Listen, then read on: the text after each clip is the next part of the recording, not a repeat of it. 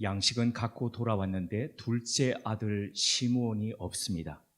자세한 설명 없이 이집트에 있는데 막내 베냐민을 데려가야 그도 다시 올 수 있다라고 이렇게 이야기합니다. 근데 그렇게 말하는 다른 아들들의 양식 자료에 보니까 양식 비용으로 가져갔던 은전들이 그대로 있습니다. 그걸 보며 아버지 야곱은 아니 얘네들이 가서 시몬을 팔고 그 팔았던 몸값을 서로 나누는 것 아니야? 이런 합리적 의심을 할 수도 있었습니다. 이런 상황 가운데서 베냐민마저 데려가면 22년 전에 사랑하던 아들 요셉을 잃었던 것처럼, 그리고 얼마 전에 시몬을 잃었던 것처럼 이 베냐민마저 잃게 되면 어떻게 하나라는 그런 염려가 아버지 야곱 마음속 깊게 올라왔습니다. 그래서 야곱은 단호하게 안 된다라고 했습니다. 이때 장남 르우벤이 나서서 이렇게 말했습니다. 창세기 42장 37절입니다. 르우벤이 그의 아버지에게 말하여 이르되 내가 그를 아버지께로 데리고 오지 아니하거든 내 두 아들을 죽이소서 그를 내 손에 맡기소서 내가 그를 아버지께로 데리고 돌아오리이다.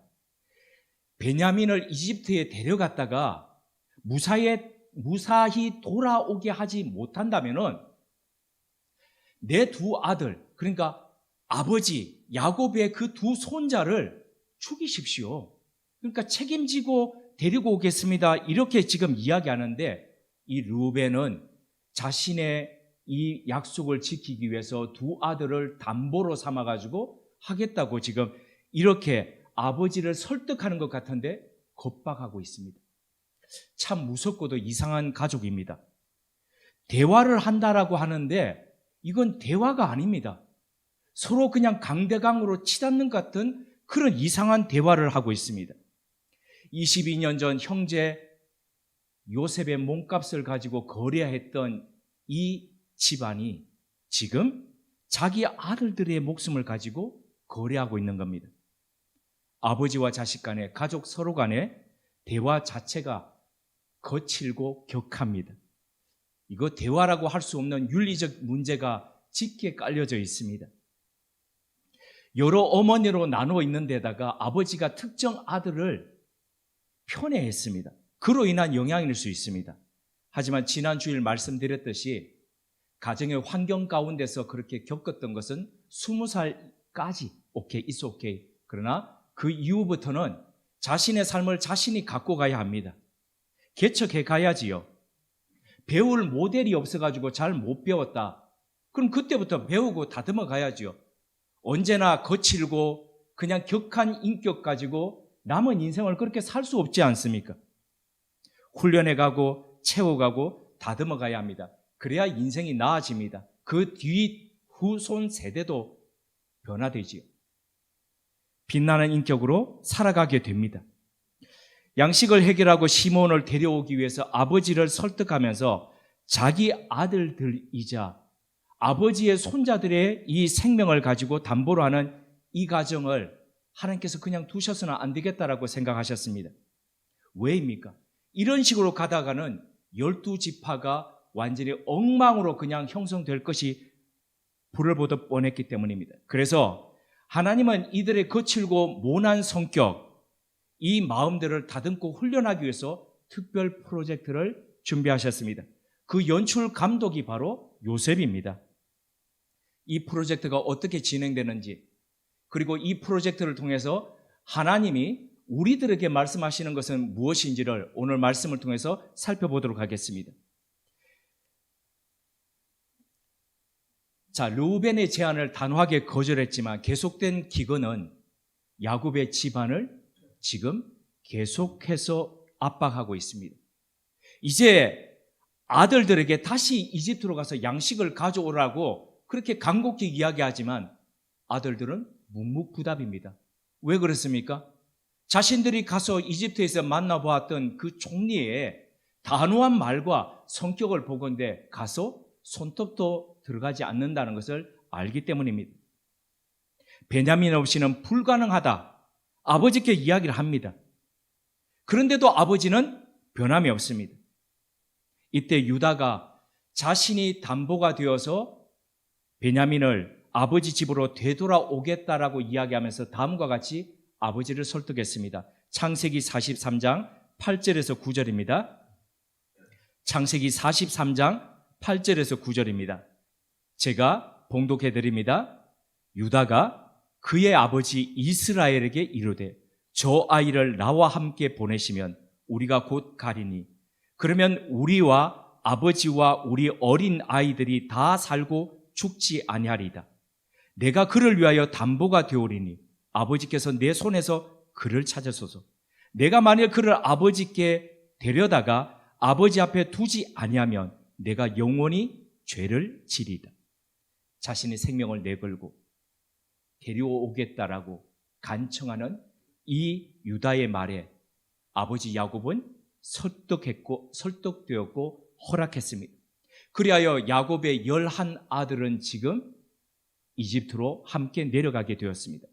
두 번째로 방문한 이집트에서 그들은 생각지도 못한 총리의 용성한 대접을 받았습니다. 그리고 염려했던 시므온도 풀려났습니다. 거기다가 무척 긴장하면서 같이 데려갔던 베냐민 역시도 함께 양식과 더불어서 떠날 수 있도록 출애굽할 수 있도록 그렇게 되었습니다. 성읍을 빠져나오면서 그들은 기뻐했을 겁니다. 즐거워했을 겁니다. 그런데 이들이 꿈에도 생각지도 못했던 일이 기다리고 있었죠. 바로 하나님이 요셉을 통해서 연출하실 바로 그 프로젝트입니다.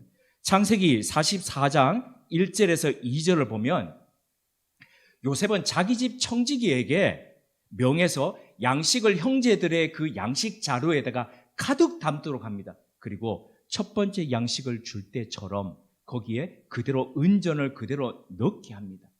그리고 또 한 가지를 명합니다. 그것은 막내 베냐민의 양식 자루에다가 자신이 사용했던 그 은잔을 거기다 넣도록 한 것입니다. 일명 은잔 테스트 프로젝트입니다. 베냐민을 은잔 도둑으로 만들어가지고 그 형제들이 어떻게 반응하는지, 베냐민을 지키기 위해서 어떻게 그들이 행동하는지를 보고자 하는 지금 바로 그 테스트입니다. 그러니까 이것은 22년 전에 요셉을 팔 때에 바로 그것의 오마주입니다. 또 다른 형태의 유사 사건을 통해서 이 형들이 동생에 대해서 어떻게 하는지를 보고자 하는 것입니다. 요셉의 은잔 이 테스트가 가혹하다고 생각할 수 있습니다. 하지만 지난 주일에 말씀드렸듯이 요셉은 자신의 형들이 갖고 있던 그 자신들이 갖고 있다고 이야기하는 진실함을 보고 싶었습니다. 뿐만 아니라 자신은 자신만 22년 동안 아파하고 괴로워했다고 생각했는데 보니까 자기 형들도 괴로워하고 그리고 그 죄악을 감추느라 그들도 몹시 힘들어했다는 사실을 알게 되었습니다. 그래서 그 깊은 감옥에서부터 그 형들을 끌어내 주기 위해서 이 과정이 필요하다라고 그렇게 생각했던 거죠. 그 마지막 매듭을 풀고 거칠고 투박했던 이 가족을 새롭게 하기 위한 바로 요셉의 전략이었습니다. 만약 이것이 아니다라면 요셉이 그 형들의 말을 듣고 몇 번이나 따로 가서 홀로 엉엉 울고 눈물을 닦고 얼굴을 씻고 다시 형들 앞에 나올 리가 없습니다. 이 과정 가운데 두 가지가 필요했습니다. 하나는 요셉이 철저하게 자신의 신분을 감추고 그 형들을 계속 코너로 내몰아서 더 이상 요지부동 어떻게 할 수 없는 그럴 정도로 내모는 것이었습니다. 아프더라도 그렇게 하는 것이었습니다. 두 번째로는 청지기를 시켜서 거짓말을 꾸미도록 그렇게 내모는 것이었습니다. 그래서 이 과정에서 청지기도 생각이 있지 않습니까? 이거 아닌데 라고 생각하는 자기의라고 하는 것을 내려놓도록 하는 이 두 가지가 선행되어야 했습니다. 일반적으로 보면은 앞서 말씀드렸듯이 요셉이 청지기에게 시켰던 것은 불의한 일입니다. 베냐민의 자루에 은잔을 넣고 그리고 나중에 첫 번째부터 시작해서 막내까지 자루를 다 검사해가지고 마지막에 자루에서 은잔이 나올 때에 네가 도둑이다라고 베냐민을 도둑으로 지목하는 것, 이것은 거짓이고 모해입니다. 청지기는 요셉의 형들이나 동생 베냐민이 도둑이 아니라는 사실을 알고 있습니다. 알고 있는데도 불구하고 주인이 시키니까 시키는 대로 지금 해야 됩니다. 영혼 없이 시키는 대로 해야 한다? 이런 뜻은 아닙니다. 분명 이 청지기는 나름대로 생각했을 겁니다. 어떤 생각입니까? 9년 동안 자기가 모셨던 주인이 어떻게 살았는지를 봤기 때문입니다. 7년의 풍년과 그리고 연이은 2년의 흉년을 준비하면서 이 주인이 어떤 사람이고 어떻게 일을 처리하는 사람인지, 그리고 평소에 그의 성품이 어떻고 아래 사람들을 어떻게 대하고 하는지를 가장 가까이서 지켜봐서 신뢰하고 있었기 때문입니다. 그래서 불의한 일이지만 이 주인이 분명 뜻이 있겠지, 계획이 있겠지, 이런 생각을 하면서 그 주인이 시키는 그 은잔 테스트를 그대로 진행했습니다. 그 덕분에 이 프로젝트가 성공할 수 있었다는 것이죠. 요셉이 청지기를 시켜서 형들에게 이렇게 했던 이유는 자기 또한 자기 오름이라고 하는 것, 이것을 버리는 과정을 22년 동안 겪었기 때문입니다. 하나님께서 요셉에게 자기 오름이라고 하는 것을 제거하는 이것을 시키셨는데, 창세기 37장 2절에 보면은 요셉이 형들의 과실을 보고 난 뒤에 어떻게 했지요? 그것을 덮어주었습니까? 그렇지 않습니다. 아버지가 가서 날름 이르는 고자질하는 것을 했죠. 늘 그의 마음속에는 이것은 옳은 것이고 이 의를 위해서 이렇게 해야 돼 하는 게 있었습니다. 이것을 통해서 형들과의 관계가 어떻게 되고 이 집안이 어떻게 되고 전혀 생각하지 않던 그런 사람이었습니다. 옳고 그름이 분명한 사람이었죠. 다른 말로 표현하면 자기 의에 충만한 사람이었습니다. 하나님은 그런 요셉을, 자기 의에 충만했던 이 요셉을 이집트로 팔려가게 하셨습니다. 보디발의 집에서 종으로 살다가 가정 총무 자리에 오르게 하셨습니다. 이제 살만하네, 이쯤 되면 괜찮네라고 할 바로 그때에 하나님께서는 모해받게 하셨습니다. 억울한 일을 당하게 하셨습니다. 그 억울한 일 앞에서 그는 옳음을 위해서 선택했습니다. 자기 주인에게 죄를 짓지 않고 무엇보다도 하나님 앞에 죄 짓지 않기 위해서 옳음을 선택했습니다. 그런데도 불구하고 누명을 쓰고 감옥에 갇혔습니다. 그때 요셉의 마음이 바로 베냐민의 자루에서 은잔이 나왔던 바로 발견된 당시에 그 형들이 그리고 베냐민이 느꼈을 그 마음과 똑같습니다. 내가 무슨 설명을 하오리까? 어떻게 나의 정직을 나타낼 수 있겠습니까? 라고 했던 바로 이 형들의 마음이 바로 요셉의 마음이었습니다. 요셉은 잘못이 없었죠. 말씀드렸듯이 잘못이라면 요셉 유혹을 뿌리치고 옳음을 선택했고 죄를 멀리했던 이것밖에 없습니다. 그럼에도 불구하고 그는 감옥에 갔습니다. 자, 만약을 한번 생각해 보겠습니다. 만약에 요셉이 옳음을 선택하지 않고 그대로 가정 총무 일을 그대로 수행할 수 있는 그렇게 갔다면 어떻게 되었을까요? 어떻게? 뒤에 있을 수많은 사람들의 생명을 구원하는 그런 일들은 요셉에 의해서 일어날 수가 없습니다. 자신은 순간에 그 부귀를 누릴지 모르겠지만은 될 수가 없다는 거죠.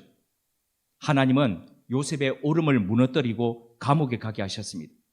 감옥에서 술 맡은 관원장 그리고 떡 맡은 관원장을 만나게 하시고, 그리고 뒤이어서 파라오의 꿈을 해석하는 그 길로 가서 총리가 되어서 수많은 생명을 살리게 하는 것, 바로 그게 하나님의 섭리의 과정입니다. 이것이 바로 자신의 옳음을 주장하고 싶지만 주장할 수 없어서 고통하는 형들에게 들려주는 요셉의 간증입니다. 하나님은 이렇게 요셉의 마음에서 옳음을 제하는 일을 하신 것처럼 우리 마음에서 옳음을 제하게 하십니다. 인간이 가지고 있는 옳음이라고 생각하는 것, 내가 옳다라고 생각하는 것은 내가 보는 내 생각에 옳은 것일 수 있습니다. 그러나 모든 부분에서 결코 옳은 것일 수는 없습니다. 여기서 옳은데 저기서는 옳은 게 아닐 수 있습니다. 그런데도 불구하고 우리는 우리 마음속에서 늘 내가 생각하는 게 가장 옳다라고 생각하죠. 그러니까 내가 생각하는 옳은 대로 상대방이 또 가까운 가족이 행동하지 않으면 이 안에서부터 불긋 화가 나는 것 아닙니까?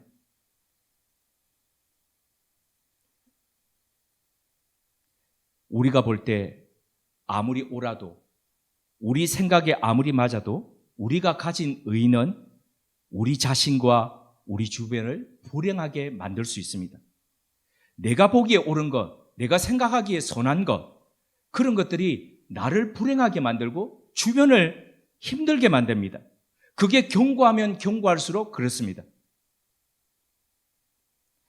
요셉과 그의 청지기뿐 아니라 때로 우리 삶에도 하나님께서는 우리 생각과 상식으로 맞지 않다라고 생각하는 것으로 우리를 모실 때가 있습니다. 예를 들어서 요한복음 2장에 보면 가나 혼인잔치집에서 포도주가 다 떨어졌을 때에 예수님께서는 종들에게 손발을 씻는 용으로 있던 그 항아리에 6개 항아리에 물을 가득 붓게 합니다. 거기까지는 그냥 했습니다. 그런데 그것을 떠다가 연회장에 있는 사람들에게 가서 주어라고 할 때에 이것은 상식을 뛰어넘는 것입니다. 아니, 상식적이지 않은 겁니다. 맹물을 가지고 퍼다가 사람들에게 주라니.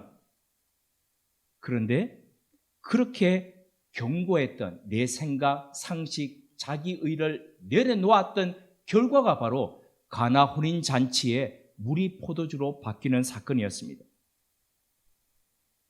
우리가 하나님의 뜻에 우리 생각을 내려놓을 때에, 순복할 때에 하나님의 역사가 일어납니다.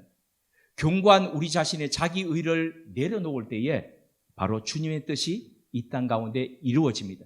우리가 주님의 기도를 드릴 때에 하늘에서 이루어진 것처럼 땅에서도 이루어지이다라는 이 기도는 그냥 기도만 하면 되는 것이 아니라 이 기도 속에서 우리가 우리의 생각, 우리가 생각하는 맞다고 생각하는 의를 내려놓고 그리고 주님의 뜻에 순복할 때에 그 뜻이 이루어진다는 사실을 깊이 겸허히 받아들였으면 합니다.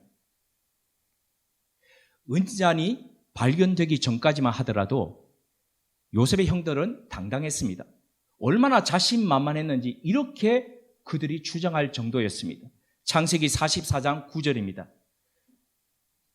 당신의 종들 중 누구에게서 발견되든지 그는 죽을 것이요 우리는 내 주의 종들이 되리이다. 자, 이렇게 자신 있게 말했는데 루벤부터 시작해서 쭉쭉쭉쭉 발견하고자 하는데 없죠, 그죠? 청지기가 알면서 지금 그러는 거죠. 그러면서 마지막 베냐민의 자루에 갔을 때에 은잔이 나왔습니다. 자, 발견된 사람만 소환되고 그만 종이 되겠다고 청지기가 이야기했음에도 불구하고 이 형들은 모두가 다 종이 될 겁니다 라고 했죠. 그런데도 불구하고 청지기는 아니, 발견된 사람만이라고 다시 이야기했습니다. 그런데도 불구하고 온 형제가 다 같이 다시 총리에게로 그 요셉의 앞으로 나아갔습니다. 그리고 유다가 아버지 야곱에게 맹약했던 것처럼 그리고 그렇게 나섰습니다. 그가 아버지를 어떻게 설득해서 베냐민을 이곳에 데려왔는지를 총리에게 설명했습니다. 그리고 그를 떼어놓고는 결코 다시 팔레스타인으로 돌아갈 수 없다라고 애원했습니다. 이때 유다가 했던 말이 창세기 44장 16절 이하에 기록이 되어 있는데 이것이 매우 중요한 의미를 가지고 있습니다. 우리 16절을 같이 봉독하시겠습니다. 창세기 44장 16절입니다. 유다가 말하되 우리가 내 주께 무슨 말을 하오리까? 무슨 설명을 하오리까? 우리가 어떻게 우리의 정직함을 나타내리이까? 하나님이 종들의 죄악을 찾아내셨으니 우리와 이 잔이 발견된 자가 다 내 주의 노예가 되겠나이다. 자, 은잔이 베냐민에게서 나왔다면 다른 10 형제들에게는 지금 책임이 없습니다. 그런데 이 위기 상황에서 유다는 그 옛날 무죄한 요셉을 죽이려고 장사꾼에게 팔았던 죄를 지금 고백하고 있습니다. 자, 옛날 같으면 22년 같으면 그런 상황이라면 지금 어떻게 하겠습니까? 아버지가 편애하는 이놈 잘됐다. 내가 내 손으로 피 묻히지 않더라도 남들에 의해서 남들에 의해서 제거가 되네? 요거 잘됐다. 그리고 아버지한테 가서는 아버지 은장 훔치다가 걔가 걸려가지고 그냥 볼모로 잡혔습니다. 이렇게 해버리면 됩니다. 그러나 지금 유다는 그렇지 않습니다. 자기를 담보로 맞바꾸기 하더라도 지금 이 총리 앞에서 잡혀있는 베냐민을 데려가고자 합니다. 옛날에 그 죄를 지금 생각을 하는 겁니다. 여기에 대단히 중요한 두 개의 단어가 나오고 있습니다. 하나는 우리라는 단어이고 또 다른 하나는 하나님이라는 단어입니다. 자, 맹세컨대 베냐민을 비롯한 우리가 은잔을 결코 훔치지 않았습니다. 하지만 발견되었으니 우리가 할 말이 없습니다. 설명할 길이 없습니다. 정직을 보여줄 길이 없습니다. 지금 이렇게 가고 있습니다. 이렇게 고백하고 있는 거죠. 그러면서 우리가 책임지겠습니다. 이렇게 하고 있습니다. 우리가 책임지겠다는 겁니다. 우리가. 이 말은 앞서 말씀드렸듯이 22년 전에 이 형들의 말이 아닙니다. 발견된 사람만 책임지겠다고 총리가 이야기하는데도 불구하고 우리가 책임지겠다. 우리가 하겠다. 얘만은 돌려달라. 지금 그렇게 얘기하는 겁니다. 이어 유다는 하나님이 종들의 죄악을 적발하셨으니라고 지금 고백하고 있는 겁니다. 하나님이 지금 그 옛날의 죄로 인해서 자신을 정죄하고 있다라고 지금 느끼고 있는 겁니다. 자, 일이 이처럼 설명할 수 없을 정도로 꼬여가지고 지금 있는 것은 누가 했다는 겁니까? 하나님이 지금 하셨기 때문이라는 겁니다. 그래서 그들이 더 이상 죄를 숨기거나 도망갈 수 없다라고 지금 얘기하는 거죠. 그리고 사랑하는 동생 베냐민이 궁지에 몰렸는데 자신들만 도망가지 않겠다라고 계속 얘기하는 겁니다. 그런 각오를 보이는 겁니다. 형들이 요셉을 판 지 22년 지났습니다. 법적으로 보면 공소시효 오늘날 같으면 지났습니다. 그런데도 불구하고 그들은 지금 죄의 흔적을 22년 전에 공소시효도 지난 그 흔적을 가슴에 안고 지금 그렇게 얘기하고 있는 겁니다.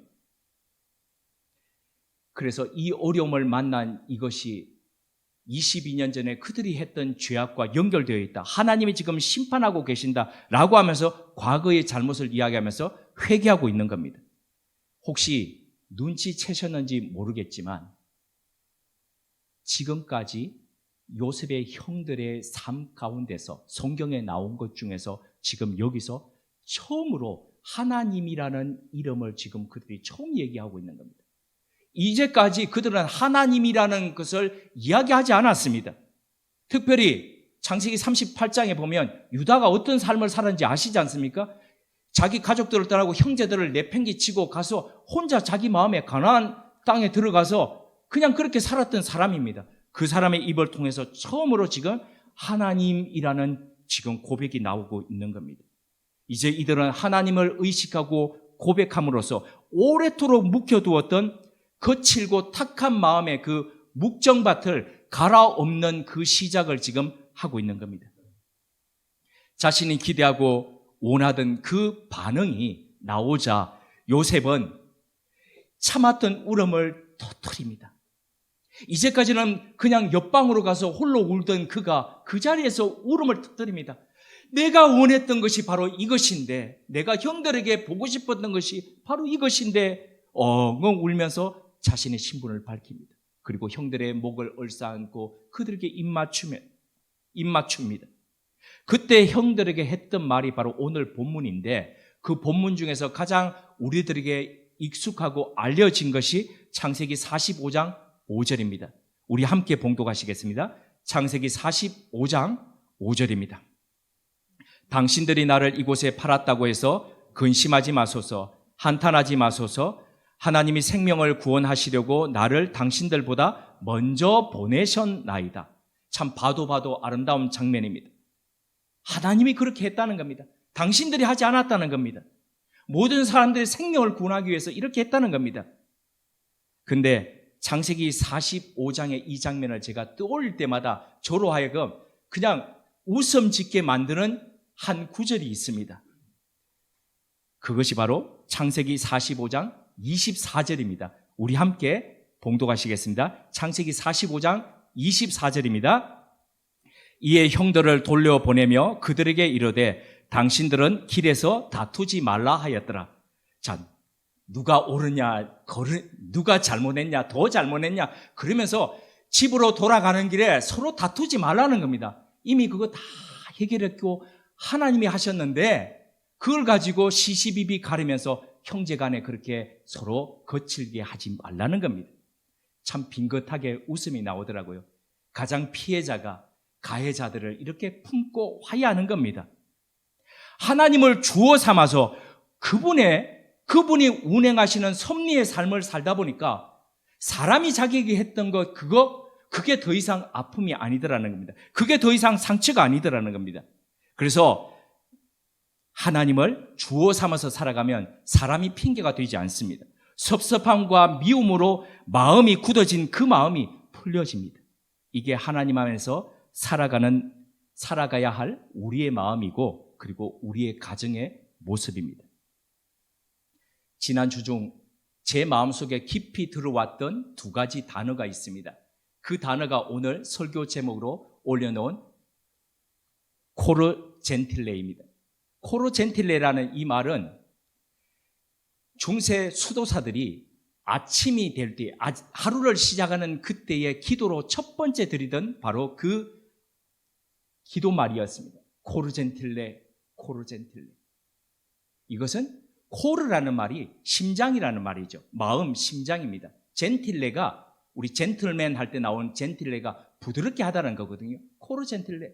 하나님, 내 마음을 부드럽게 해주십시오. 이 수도사들이 아침에 세상이 돌아가는 모습을 보면 이 안에서부터 막 악한 세상의 소식들을 들으면 이 안에서 분노가 나옵니다. 올라옵니다. 어떻게 이럴 수가 있습니까? 어떻게 저 악인들이 저렇게 득세하면서 그렇게 갈 수 있습니까? 그럴 때에 코르 젠틸레, 아도나이 코르 젠틸레.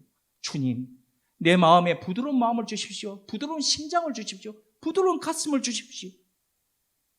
온유한 가슴을 주십시오. 이렇게 단언하면서 기도했던 게 바로 코르 젠틸레였습니다. 기원 후 4세기경 사막 교부였던, 그러니까 사막에 이 수도원을 만들고 기도했던 성 안토니우스가 이런 글을 남겼습니다. 온유는 진리로 자신을 죽여본 자만이 획득할 수 있는 품성이다. 온유는 악인을 비판할 충분한 자격을 자신이 하늘로부터 허락받은 적이 없다는 사실을 아는 자만이 소유할 수 있는 보석이다. 온유는 용서받은 은총을 늘 심장에 품고 사는 자만이 행사할 수 있는 매우 특별한 힘이다. 따라서 온유는 어른된 자만이 발견되는, 어른된 자에게서만 발견되는 희귀한 태도이다. 우리가 사는 이 시대는, 또 이 사회는 화로 충만한 분노 사회입니다. 그리고 조급함의 시대입니다.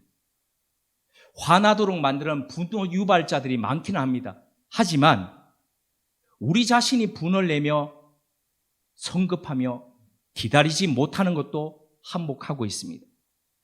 따라서 잠깐이라도 기다려줄 줄 모르고 조금이라도 기다려줄 줄 모릅니다.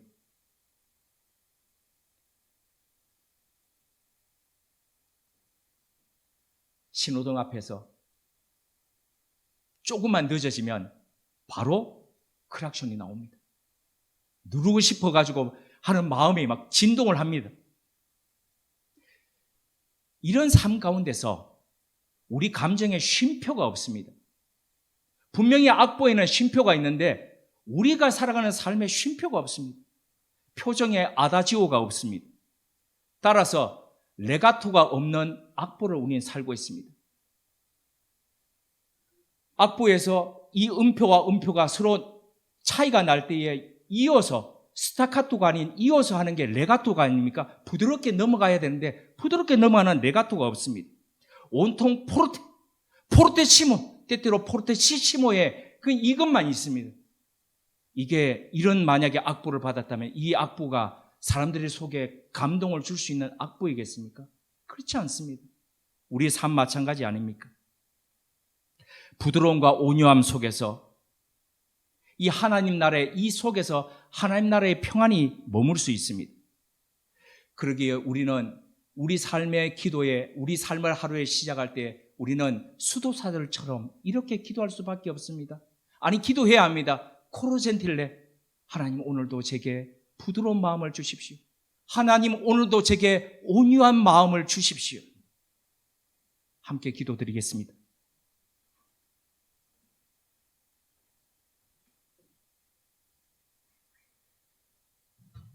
또 새 영을 너희 속에 두고 새 마음을 너에게 주되 너희 육신에서 굳은 마음을 제거하고 부드러운 마음을 줄 것이다라고 약속하셨던 하나님, 굳어진 우리 육신에서 굳은 마음을 제거하고 부드러운 마음을 주옵소서. 너 죽고 나 살자는 끝없는 대립으로 치닫는 남과 북과 이 땅의 정치와 노사와 사람들 사이에 부드러운 마음을 주옵소서. 코로젠틸레, 서로 품고 용납하며 상생의 길로 가게 하옵소서.